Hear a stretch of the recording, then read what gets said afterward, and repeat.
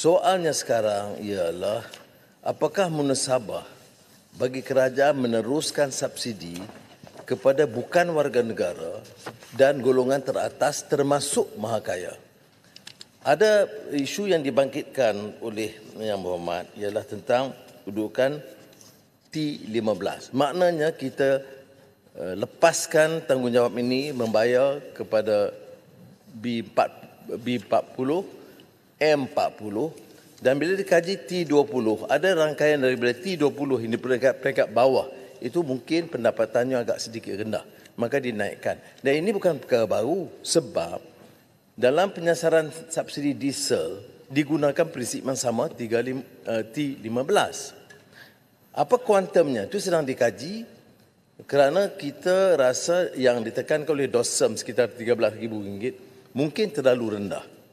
Maka rencana sekarang yang dibincangkan oleh jabatan-jabatan kewangan dan ekonomi dan berkaitan KPDN ialah untuk menaikkan sedikit supaya tidak membebankan.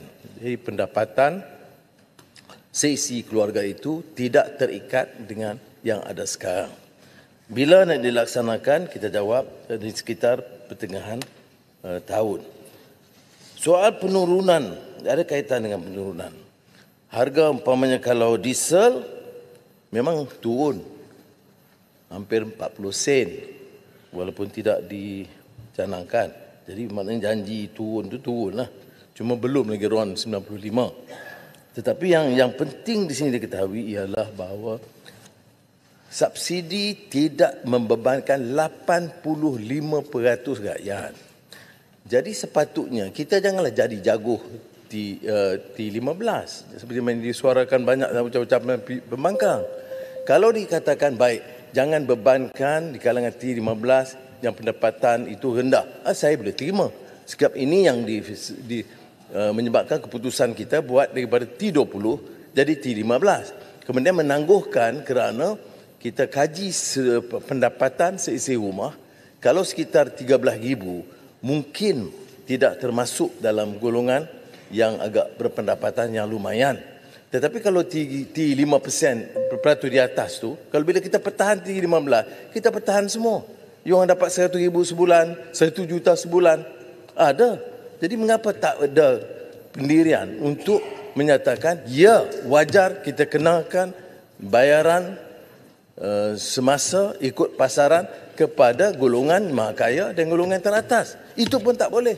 Ini yang dibangkitkan. Jadi saya terima kasih kepada Yang Berhormat kerana bagi ruang ini. Yang kedua ialah terkait dengan isu yang di bahagian kedua tentang dividen tadi. Cuma minyak saya nak sebut juga sebab dipermainkan soalnya kerana saya sebut dulu Singapura, Thailand, Indonesia. Indonesia juga pengeluar minyak. Harganya masih RM3.30. Kita pengeluar minyak RM2.05. Tapi kadang-kadang bila dia ucap, dia lepaskan kenyataan bahawa saya selalu bandingkan dengan Arab Saudi. Tapi itu dipadamkan. Jadi tidak ada keikhlasan dalam berhujah, tetapi hanya memain sandiwara politik. Kerana Saudi sekarang RM2.62. Semasa kita usulkan penurunan harga minyak, harga di Saudi 50 sen. Mengapa tidak dihujahkan hal ini? Kita boleh naik, tapi maknanya bila kalau kita boleh turunkan harga minyak mendadak, tidak seperti diesel. Diesel kita turun berperingkat ikut pasaran dunia. Kalau turun mendadak, maknanya projek-projek rakyat itu terpaksa dikurangkan. Jadi kita ada pilihan di sini. Sebab itu kita akan naikkan ikut harga pasaran kepada warga asing, bukan warga negara, dan juga T15. Yang kedua soal yang terkait dengan pemegang saham. Ya. Sekarang ini 100, saya katakan tidak, pendapatan dividen melebihi RM100,000. 2%. Ya. Ini bermakna dalam perkiraan umum, kalau dia ada 100,000 di pendapatan, maknanya saham dia dikira sekitar RM2 juta. Jadi orang yang ada 2 juta bayarlah 2%. Itu kalau lebih pada 100,000. Dan dia melibatkan sama ada dia syarikat tersenarai atau tidak. Dengan cara sedemikian, kita ada sistem pencukaian yang progresif. Kalau dia ada 2 juta saham dengan dividen 100,000, bayarlah. Kalau 100,000 sekitar 700-800 ringgit sahaja setahun. Takkan tak boleh bayar. Saham dia 2 juta. Itu saham sahaja. Mustahil orang itu ada keupayaan hanya beli saham. Sebab itu dalam pertimbangan kita dalam menetapkan putusan ini ialah supaya mengenakan sedikit bayaran kepada orang yang ada keupayaan. Dan ini termasuk soalan yang Muhammad tadi, termasuk juga syarikat-syarikat ini tidak tersenarai. Okey, dibangkitkan ini termasuk PMKS.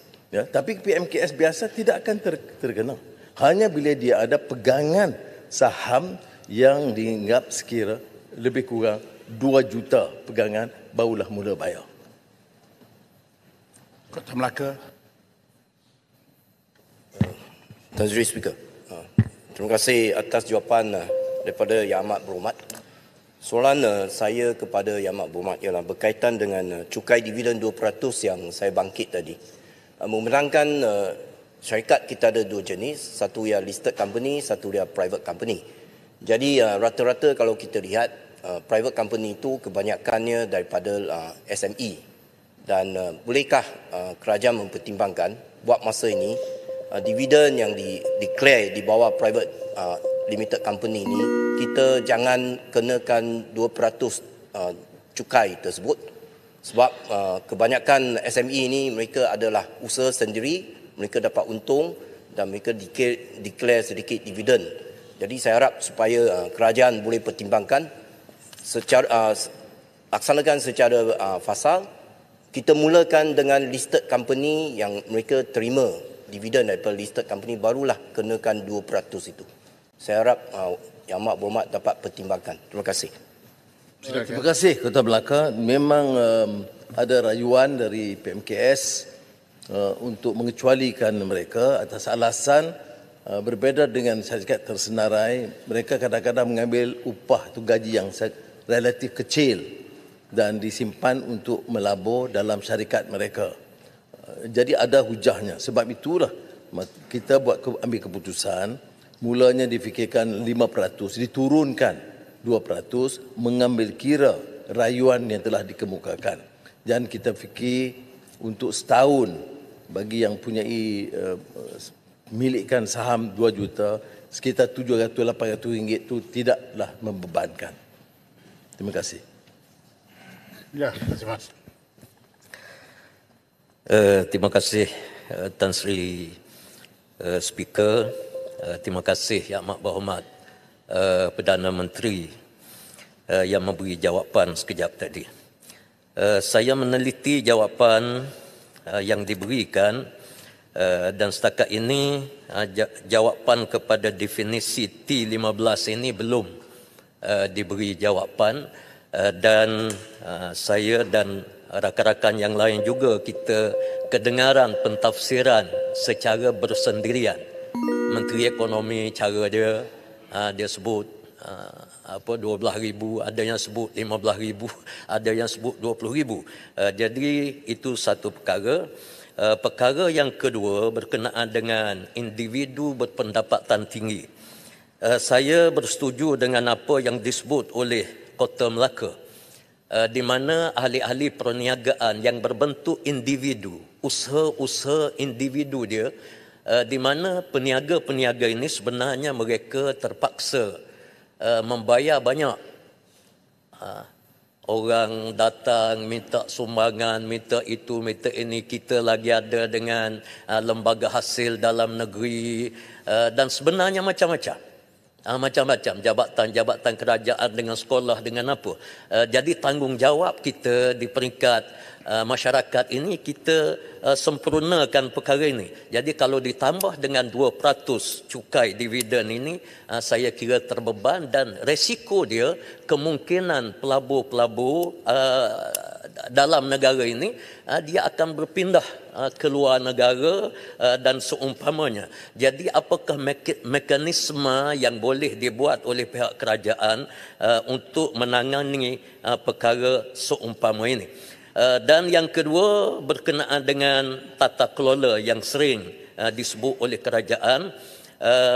Soalan saya, apakah mekanisme pelaporan awam dan audit yang akan dilaksanakan oleh pihak kerajaan untuk memastikan ketelusan dan menghalang ketirisan dalam pengagihan subsidi bersasar RUN 95 dan pelaksanaan cukai dividen? Sebab waktu yang sama kalau kita kenakan cukai seumpama ini, kita naikkan harga RUN 95, kenaikan harga barang automatik akan berlaku serentak. Sekian, terima kasih. Silakan, Tui. Terima kasih. Saya terima kasih kepada Pak Putih. Cuma wunsing saya itulah. Kita ni tak banyak bicara soal pertahankan kepentingan golongan bawahan. 85% tu bagi kita tak penting. Kita hanya fikir ni yang nak pertahan ni apa dia? Orang yang punyai milik saham 2 juta. Ya. Itu dalam satu syarikat. Bukan syarikat dia, bukan bangunan dia, bukan keuntungan yang lain. Daripada milik saham. Tentu semua syarikat, semua individu termasuk kita ada tanggungjawab masing-masing. Tetapi apakah boleh kita putuskan bagi negara secara progresif menafikan keperluan mengenakan saham atau mengenakan cukai ke atas dividen bagi orang yang milik saham berjuta ringgit? Ini isu dia. Jadi saya harap ahli yang berhormat, kalau ada cadangan, bagi cadangan lain. Tapi jangan cadangan tak boleh cukai orang kaya. Ini saya rasa satu perkara yang sangat aneh dan bertentangan dengan prinsip yang kita nak tegakkan, pengagihan kekayaan secara adil. Kemudian dibangkitkan juga tentang kecelaruan tafsiran. Tak benar. Saya dengar ucapan baik Menteri Ekonomi, itu keuangan, kita kata DOSM sekarang, Jabatan Statistik menetapkan 13,000. Dan kita fikir agak rendah.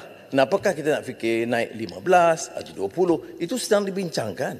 Ya. Jadi tidak ada pencanggahan sama sekali. Dan ini kita rujuk ke Mesyuarat Jemaah Menteri. Mengapa kita tetapkan T15 dan 13 itu angkat ditingkatkan jumlah pendapatan. Keduanya soal tata kelola. Tata kelola dalam hal ini tidak berbangkit kerana isu dia itu sangat telus. Umpamanya 85% rakyat tidak terlibat dalam kenaikan harga RON 95. Harga itu dibayar tanpa subsidi, harga pasaran tanpa subsidi, bukan kenaikan. Ialah kepada T15 yang akan diperkirakan semula dan orang asing. Jadi sebab itu kadang-kadang dalam pandangan kita, kita harus teliti. Jangan hanya melontarkan secara sembrono tanpa fakta. Misal seperti mana saya dengar ucapan Pasir Putih sebelum ini. Bahawa Menteri Keuangan tak ikut tata kelola dalam pengagihan kontrak kepada Disaji dan kepada Bukit Gantang. Tak benar sama sekali. Saya yang sign, saya tahu. Ini dengar dari mana? Oh, daripada TikTok. Ini belajar mana ni? TikTok. Seorang belah WhatsApp. Ya, tak rujuk fakta. Tapi belajar kalau sebut, baca Quran. Orang tahu surah mana. Baca hadis. Rujukkan sanad di mana. Tapi bila bercakap atas nama Islam, rujuk Quran, tapi bila hitam, tak peduli. Ini yang saya bangkitkan. Jadi soal tata kelola, tata kelola, saya habis satu ayat. Soal tata kelola Pasir Putih saya nak bagi tahu. Kita tak ada tolak ansur. Tata kelola dalam soal pengagihan ini untuk 85% itu kita tetap pertahankan. Jadi jangan pusing dengan putar, jangan buat tuduhan melulu di Dewan ini. Baik, seterusnya saya jemput Datuk Seri Taqiyuddin bin Hassan. Boleh? Masa. Kota Baru, silakan. Assalamualaikum dan salam sejahtera dan selamat Hari Deepawali kepada rakan-rakan kita dan rakyat Malaysia. Soalan saya, Kota Baru minta Yang Amat Berhormat Perdana Menteri menyatakan apakah langkah penyelesaian kerajaan dalam kemelut Duta Enklave di Mukim Batu susulan keputusan Mahkamah Tinggi yang mengarahkan pemulangan semula 263.272 ekar bersamaan 106.54 hektar tanah di Jalan Duta Kuala Lumpur oleh Kerajaan Persekutuan kepada Semantan Estate Sdn Bhd yang memberikan implikasi serius dalam kepada negara dalam pelbagai aspek. Terima kasih. Baik, sebelum Menteri menjawab, saya nak ingatkan juga ini adalah keputusan-keputusan mahkamah yang mungkin ada Perdana Menteri be careful. Terima kasih. Tidak ada terlibat dengan pencenggahan keputusan mahkamah. Wabi Kota Baru tahu dia pernah jadi Menteri Undang-Undang dan juga Guam, dan kebetulan kes ini pun berbangkit semasa Kota Baru menjadi menteri dan dibincang pada ketika itu tahun 2021. Isu ini Tan Sri berbangkit sejak 1956. Pampasan 1.4 juta. Dan dia melibatkan tanah Masjid Wilayah Persekutuan, IKIM, Stadium Tun Razak, Hoki Tun Razak, Pusat Tenis Nasional Tun Razak, Kompleks Kerajaan Jalan Duta. Sebab itulah kerajaan terus menggunakan jalur undang-undang merayu terhadap keputusan yang telah diputuskan oleh mahkamah. Dan yang terakhir ialah keputusan Mahkamah Tinggi untuk menguatkuasa pindah milik kepada SASB syarikat, dan kerajaan masih terus merayu. Prinsipnya sanksi yang betul ialah bahawa tidak satu inci pun tanah ini seperti mana dia dimaklumi oleh Kota Baru yang dibuat untuk swasta. Seperti saya umumkan tadi, semuanya untuk milik kepentingan awam, sama ada masjid, IKIM dan juga kompleks kerajaan. Oleh demikian, kerajaan memutuskan untuk terus menggunakan ataupun exhaust jalur undang-undang. Selain dari itu, kita sedang meneliti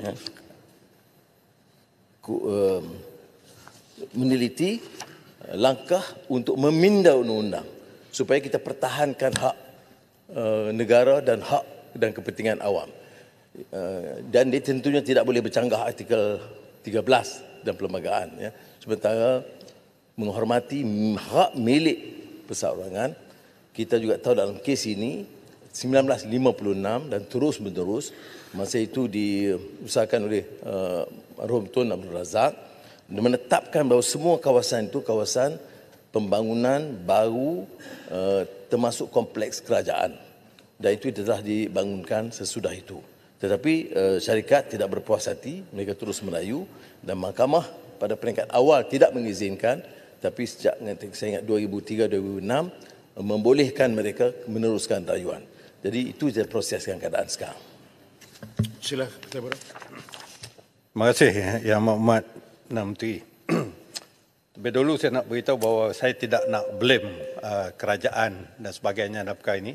Sekadar nak tahu apakah tindakan susulan yang sedang diambil.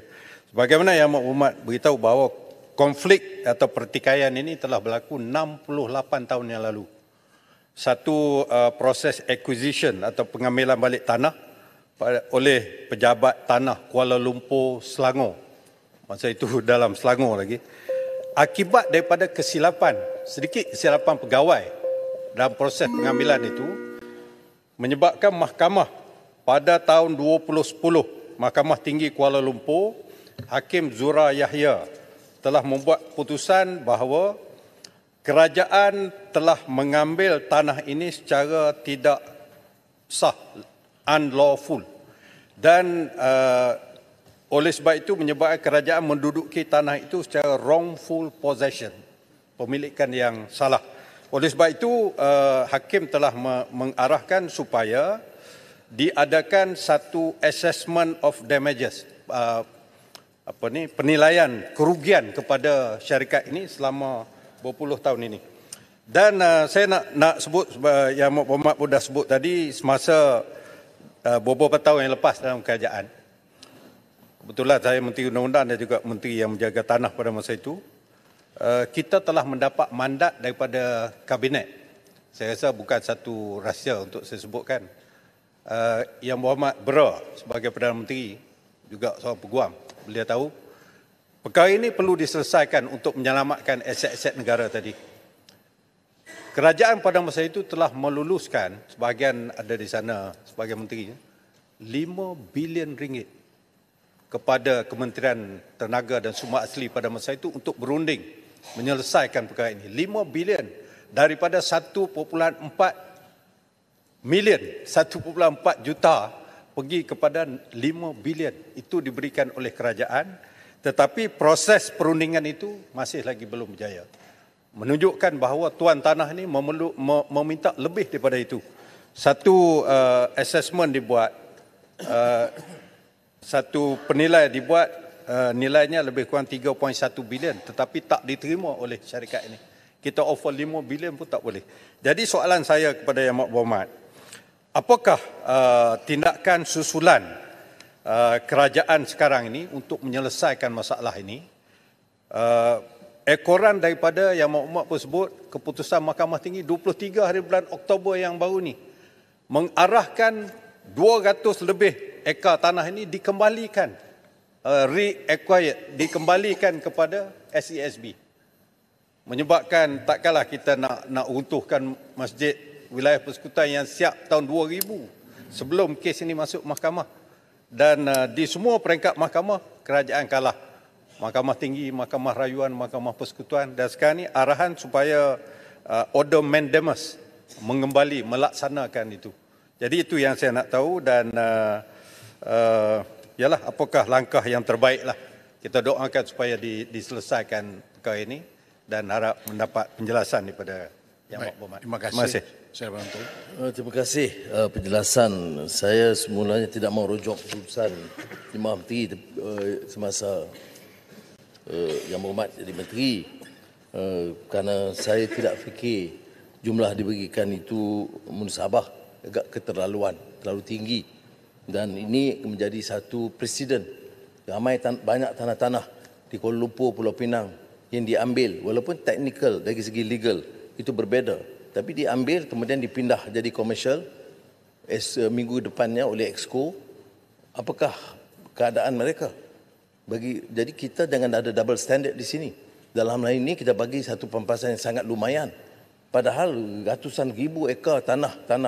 Ya, kalau macam di Pulau Pinang sekarang, banyak kalangan yang sedang meneliti apa yang kita lakukan.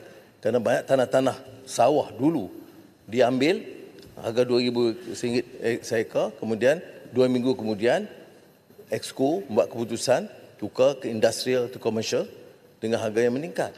Dan orang ini dia tidak ada akses. Betul, teknikal dari segi undang-undang itu berbeza. Tapi pimpinan negara, Jemaah Menteri, harus waras dalam hal ini. Dia mesti konsisten. Jangan fikir satu kes ini terasing daripada kepentingan negara keseluruhannya. Apa yang kita lakukan dalam rundingan ini ialah yang musabah. Betul. 1.4 juta dan peringkat awal ada yang diambil. Tetapi kemudian dirayu. Pada peringkat awal, mahkamah tidak mengizinkan. Hanya setelah 2009 atau 2000, kemudian ya, 2009 ya, Mahkamah Tinggi baru memutuskan, mengizinkan. Jadi keputusan mahkamah berubah. Tetapi sekarang ini keputusan mahkamah belum muktamad kerana kita masih merayu soal keputusan mahkamah untuk pindah milik masih di peringkat. Itu jadi saya serah kepada Jabatan Peguam Negara dalam kes rayuan ini. Apakah langkah? Kurungan diteruskan. Ketua Sukses Perbendaraan telah mengadakan 2 mesyuarat dengan mereka untuk memberikan laluan, mungkin tanah yang belum dibangunkan diserahkan, dan dengan syarat kerjasama dengan mana-mana syarikat kerajaan, dan keuntungan itu juga akan besar. Saya yang sebutkan di Dewan Yang Mulia ini, kita kena ingat keputusan kita mengalah dalam ini, kes ini dengan mudah bermakna membuka ruang hak kepada beberapa rakyat, terutama kampung-kampung Melayu di bandar dulu yang diambil. Mengapa tak kita kaitkan? Jadi kalau kita serah mudah seperti mana pernah diputuskan oleh Jemaah Menteri yang lalu, saya tidak fikir ia akan menyelesaikan masalah. Kita harus tegas prinsipnya kalau diambil untuk tujuan awam. Sekarang ini, sehingga hari ini, 1 inci pun tidak diambil, dibangunkan untuk bangunan swasta atau komersial. Semuanya untuk bangunan kerajaan, masjid, ikim dan kompleks kerajaan. Tenis. Dan oleh itu, saya rasa ruang harus diberikan kepada kerajaan, unding, menekankan kepada mereka bahawa ini projek kerajaan sejak 1956. Dan kalau perlu, kita lihat seperti mana dilakukan oleh Jabatan Pegawai Negara sekarang, meneliti aspek perundangan supaya undang-undang diperketatkan, kepentingan awam tidak boleh dikorbankan. Kerana kalau kita kompromis hal ini yang betul, maka seluruh tanah-tanah milik terutama Melayu di bandar akan terbongkar semula. Dan kalau kita sanggup bayar 560 bilion ringgit, kita mulalah selesaikan cara yang dicadangkan sebelum ini. Sebab itu kita bagi pihak Jemaah Menteri, kita tidak setuju dengan langkah itu. Runding dan jelas kepada mereka, dia akan dapat pampasan jauh lebih tinggi daripada 1.4 juta. Tetapi tidak boleh umpamanya menganggap perkara ini mudah. Kerana ini bukan sahaja isu technicalities of the law, tetapi soal prinsip pembangunan negara dan kepentingan awam. Baik, saya jemput Pak Gudang. Terima kasih Tan Sri Speaker. Soalan tambahan saya kepada Yang Amat Berhormat Perdana Menteri, adakah kerajaan bercadang untuk meminda Akta Pengambilan Tanah tahun 1960 iaitu Akta 486 untuk mengemas kini dan memperbaiki akta tersebut supaya kes seperti Duta Enklave itu tidak berlaku lagi. Terima kasih.